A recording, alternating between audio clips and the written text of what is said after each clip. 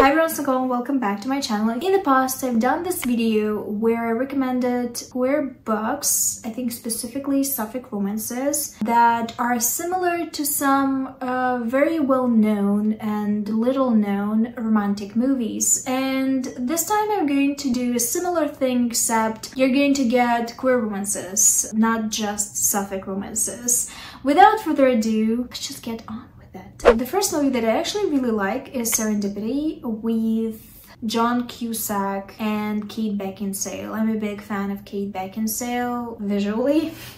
I also really like the concept of this movie, and though in general in real life I don't believe in soulmates and in fate all that much, I like this idea and this trope in media. I think it's incredibly romantic, although completely unrealistic. The story is about two people that are experiencing serendipity. They meet each other at odd places and fate seems to be giving them a lot of chances. And I think the atmosphere of this novel is perfectly translated into a book that I really love, Kiss Her Once For Me by Alison Cochrane. It is a Christmas romance. It is a winter romance, and the winter is not going to happen soon, hopefully. If it's going to snow, all bets are off. Kiss Her Once For Me follows a serendipitous encounter of Ellie and Jack. They meet on the Christmas Eve and experience the whirlwind first date. They are very much infatuated with each other and with the atmosphere of that day, but they separate after 24 hours over a misunderstanding and they don't meet each other again for a year. A year later, Ellie is in a whole different place in her life. She is fired from her dream job as an artist and she's working as a barista, barely scraping it together, and she doesn't even have anyone to spend her Christmas with. Fate, though, has other plans for her,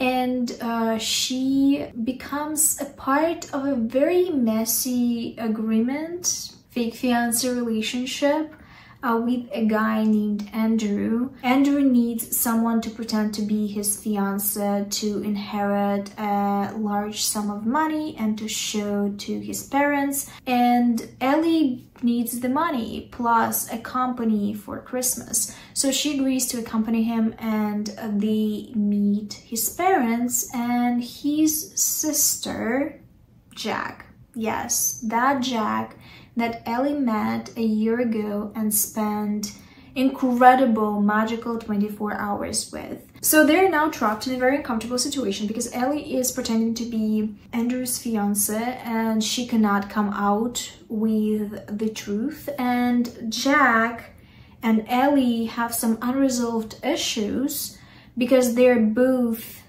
cannot let go of that magical day a year ago. This was a very subversive, very interesting romance. It had me clutching my pearls, but not in indignation, in shock, because the plot twists were really good and the reason for their misunderstanding made actual sense. It's not like in those Hallmark movies where the misunderstanding is so minor that you just cannot believe that the characters would break up over it. In this case, the misunderstanding was huge and I understood why the characters acted the way they acted, and them holding back to that day made a lot of sense to me because of how vulnerable they were with each other in those 24 hours, how unusual those 24 hours were. I truly believed that they developed such a connection in such a short amount of time. I also loved how they were reconnecting, how they handled the conflict, how realistically actually it was portrayed.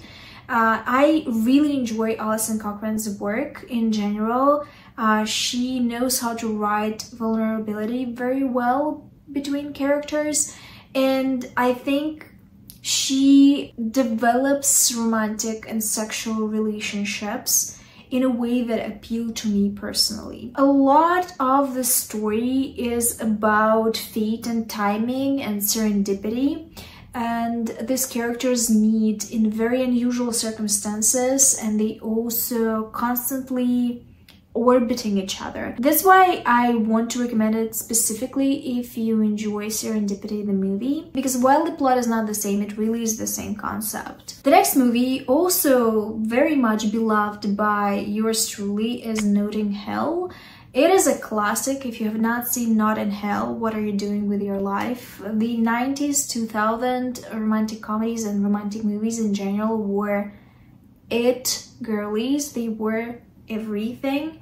𝕊𝕆𝕀𝕀𝕇 is a story about an actress, a celebrity, that comes into a shop of a regular, though very handsome and very charming man, and who engages in flirtations with him and develops a relationship with him. They're struggling with class differences, public versus private, and with their very different, extremely different, I would say, lifestyles. It's a very, very charming movie. The atmosphere is perfection, the cast is perfection, and the book that I actually would like to recommend is Playing the Palace by 𝕊𝕆ℙ𝕀𝔸𝕃. It's definitely a more abit version of this movie, but it is about the same thing. It is about an unlikely romance between the Prince of Wales and a party organizer. They meet at a conference that Carter, the party organizer, is working on. It is an unlikely meeting, not just because of their different lifestyles, but also because Carter shouldn't be there. It's the day before the actual conference, but the Prince of Wales, named Edgar, actually comes into the venue a day early to practice his speech in the actual space. They come from two very different worlds, and they wouldn't have met otherwise, but they have so much chemistry and banter, and they're so interested in each other, they just can't let go of this connection, so they decide to pursue it. The interesting part of the story, which makes it more 𝕊𝕆𝕀𝕀𝕇 in my opinion, is that Edgar the prince is out. He's an out gay man. Usually in these kinds of stories, in celebrity romances, in royal romances, the person that is famous is not out and has to hide because they are afraid of publicity, because they can't be out for a variety of reasons. And that is the conflict of the romance, the main conflict. But in this case, he is out, and what they have to navigate specifically is the differing lifestyles, the differences in schedules, the differences in expectations, the public interest, the journalists, their relatives having opinions about them dating. This was fascinating to read. It's also very witty, very funny. 𝕊𝕆𝕀𝕀𝕇 is extremely funny. I would say it's a lighter romance. It's not as angsty as 𝕊𝕆𝕀𝕀𝕇. It's definitely a funnier take, but I found this one refreshing because of the being out element, which I do not see often with these kinds of stories. Let's get to the juicy stuff, to the juicy movies. Mr. and Mrs. Smith. Yes, I have a recommendation for those that love Mr. and Mrs. Smith. This is a story about a couple that has been keeping secrets from each other. They've been married for a while, but they don't know that their partner, their respective partner, is actually a hired gun. So when after years of living together, they are hired to murder each other, the secret comes out. I want to recommend a book that you are probably tired of hearing from me, but I will still do it because I can, and you cannot stop me. It's A Requiem for Immortals by Lee Winter. I love this book. You know that I love it. I think it's one of the best lesbian romances out there because it has a cool relationship dynamic. It has a lot of plot, a lot of conflict. It's just a fun book to read. because it has tension. It's just so dark and fun and interesting. It's sensual. It also is just special. It has something going on for it. A lot of romances are same because, well, how many romances can you write and not repeat yourself? But this one is unique. This is a story about a hired gun that works for Australian mafia. Her code name, I guess, is Requiem. She's hired to get rid of this woman named Allison, and she doesn't understand the reason. For the first time, she doesn't know what to do. She never questioned her orders. She never questioned her job, but Allison seems so innocent and so not like her usual target. So she decides to investigate why Allison is under fire, why someone wants to get rid of her. And to her surprise, finds Allison very alluring, very charming. She wants to spend time with her. She finds a lot of things in common with her, and she struggles to perform. She struggles with this order. She falls in love with this woman. There's a lot of duality to Requiem and her character. She's very determined and very arrogant. She knows that she's good at her job. And it's very interesting to follow this kind of character on a journey of becoming more vulnerable, of falling for someone, of caring for someone other than themselves. This was so good. There's so much tension. There is a real good plot twist in it that makes it a little similar to the movie in question, but I'm going to reveal it. It's not the same, but I'm not going to reveal it. It makes the story even more juicy. It's so good. I love the relationship. I love the tension, the sexual tension, the way Requiem was not allowing herself to let go, the way she struggled to allow someone to love her and allow herself to love someone and care for someone. I love the story. I think it's brilliant. It's one of the best lesbian romances in my opinion, because it has more going for it than the romance. It has this internal conflict that is very appealing. The next movie is kind of silly. It's The Other Woman, which actually isn't really a romance. There is a romantic element to it, but I think it's classified as a comedy. Regardless, we're just going to go with it. The Other Woman is a movie that I wanted to be more romantic, because I really wanted for these women to develop a romance with each other. It's kind of my thing. It's kind of a trope that I really love. The story is about a woman that discovers that her partner is in a relationship with two other women at the same time, or a few other women at the same time, and she actually meets them and becomes their friend, and they decide to seek revenge on their mutual partner. The book that I want to recommend is Love Conspiracy by J.J. Arias. I already talked a little bit about it and how much I enjoyed it, despite not loving some of the tropes that are part of it. It's an age gap romance, which I usually don't like, but this was done so well and added so much to the conflict that I just have to do slow claps for J.J. Arias. The Love Conspiracy follows a woman named Veronica. She's in her 40s and she discovers that her husband of many years is currently in a relationship, in serious relationship, with a bunch of other women. She's devastated, obviously. She's put him first for the longest time. She is very career-oriented. He also said that he's very career-oriented, and they decided to not have kids. So she sacrificed being a mother to stay with him. And she thought that he has her back, but it essentially crumbled down because he was actually fooling around with other women at the same time, and not just sleeping with them, but building whole relationships with them. She's devastated, she doesn't know what to do, and she decides to meet one of the women. She goes to her yoga class and confronts her. The woman is younger, her name is Ellie, and she didn't know anything about it. She didn't know that the guy is married. So they band together and decide to stake out other women that are part of this arrangement, figure out if they knew something, and collect some evidence for the divorce case. In the process of collecting the evidence, they fall in love. And it's a very sticky situation, first of all, because they've been with the same man at the same time.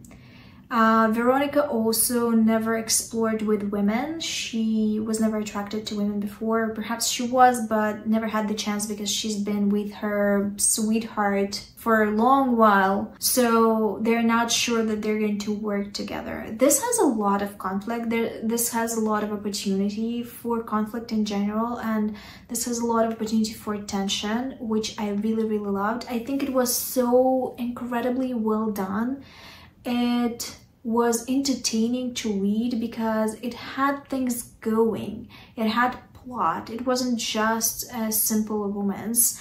And I also really like the chemistry between the characters. I love their separate arcs, their separate journeys. Obviously the main heroine is Veronica, and her trying to build her life back from the very start, her trying to find the meaning of life after being dumped. I was really attached to these characters. I really like the romance, and I think that the individual journeys of these characters is just as interesting. So I highly recommend this one. I really, really loved it. The next movie is 50 Shades of Grey. I know you immediately do not want to read the book, but the book is the subversion of the 50 Shades of Grey.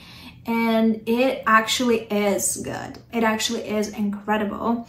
You know that I love it. I've talked about it before. I have not featured it in other videos, like recommendation videos, I think, but it's so good. I need to talk about it again. It is an MM romance. It has a little bit of an age gap, and it's a story about a student in Oxford, a lit student named Arden, that is a part of a telethon that has to call past alumni and ask for money for some kind of a program that this school is organizing. He calls a man named Caspian, whose voice immediately shakes him to his core. He wants to meet the guy, and he invites him to the party at Oxford. The guy comes. They have electric chemistry. They're very, very attracted to each other. Arden is sure that he's interested in BDSM. He wants Caspian to explore with him, but Caspian is afraid of his desires, and he doesn't consider this kind of play to be safe or natural or something that he has to pursue. He's very ashamed of it. He is ashamed of his desires. So Arden is the one that is trying to convince him to try it. It's a whole different thing, a whole different dynamic. It's on the reverse, as I said. The novel is actually really funny too. Alexis Hall in general is a very humor-driven type of author, but it doesn't cheapen the story. It's still very serious at times. It still offers a lot of vulnerability, all the things that I love, actually. It's definitely a better take on what 50 Shades could be if it was actually a serious romance novel, if it was actually written by someone who can write things, not just jumble words together. I love this novel. I'm a big, big, big fan. I think the relationship was so captivating. The storyline was so charming, and in general, I just really love Arden. He's a little style Stilinski, if you've seen the Teen Wolf TV show. And I love these kinds of characters, and Alexis Hall often writes these kinds of characters in his stories. So if any of this sounds appealing to you, pick up this book. The last movie that I'm going to recommend a book for is Me, Earl, and the Dying Girl. The book that I'm going to recommend is devastating. It's also a romance, but it has a devastating twist. Yes, the romance is romancing, but you know, other things are going on as well in the story. It's Here We Go Again by Alison Cochrane. I loved and hated this book. I think it's brilliant. I think it's very well done, but it's also so sad. It's really, really bittersweet. If you like crying, pick up this book if you like crying. The story is about Logan and Rosemary that weren't talking with each other for 10 years because of a very petty reasons. They kissed as teenagers and they felt a lot of feelings about each other, but then one of them went on to kiss someone else to figure out her sexuality. They fought, the other one felt embarrassed and humiliated and rejected, and they have not talked since. But they both have very warm relationship with their beloved former English teacher, and he's dying from cancer. So he asked them to organize a road trip to celebrate his life, to see all the places that he holds dear, to see all the people with whom he has unresolved issues, to say goodbye. And they agree. During the road trip, as his health deteriorates, they find each other again and they figure out all the things that they were not able to figure out when they were younger. They finally give romance a chance. This is a sad, sad novel because a person is dying. A person is dying as they're road tripping and figuring out their romantic relationship. But it is incredibly well done. It's an incredible novel. It gave me so many things to think about, even though I really do not like thinking about them. The romance itself is so sensual and sensitive and gentle and just perfect. I thought that the reason for their breakup was very petty, but the way they came back to each other was so perfect. It was so beautiful. The conversations that they've had with each other, the sexual and romantic component to their relationship, how it was connected in general. I love how Alison Cochrane writes relationships and dynamics, so this was a very expected thing. For me, I knew that I'm going to love this element, but the terminal illness part was really, really hard. The story also tackles the one that got away issue, being brave for the sake of your happiness issue. If you're into those themes, pick it up. These are all the books that I want to recommend in this video. If you have any from me, leave them in the comments down below. I always am happy to see your recommendations. Also leave the emoji of the book or an emoji connected to film or something like that, depending on what you think is usually better, the movie or the book. Thank you for watching this video. I hope you enjoyed it, and I'll see you soon with another one, but until then,